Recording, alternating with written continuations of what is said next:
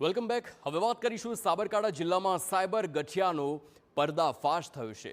સાબરકાંઠામાં cyber crime ટીમે વધુ એક ફ્રોડનો ભેદ ઉકેલ્યો. દેશના અલગ અલગ રાજ્યોના લોકોને પોતાનો શિકાર બનાવીને છેતરપિંડી આચરનાર 2 આરોપીઓની ધરપકડ. આરોપીઓએ લાખોની છેતરપિંડી આચરીને હિંમતનગરની બેંકના એકાઉન્ટમાં રકમ જમા કરી હોવાનું સામે આવ્યું છે. મહત્વનું છે કે આરોપીઓ બેંક એકાઉન્ટ ભાડે આપીને ફ્રોડના નાણાં સગેવગે કરતા હતા. ત્યારે સમગ્ર મામલે પોલીસે તપાસ હાથ ધરતા એક જ બેંક એકાઉન્ટમાં એક જ દિવસમાં 1500 જેટલી બેંક એન્ટ્રીઓ નોંધાઈ હોવાનું ખુલ્યું. ત્યારે સમગ્ર મામલે 3 આરોપીઓ સામે ગુનો નોંધીને વધુ કાર્યવાહી હાથ ધરાઈ છે.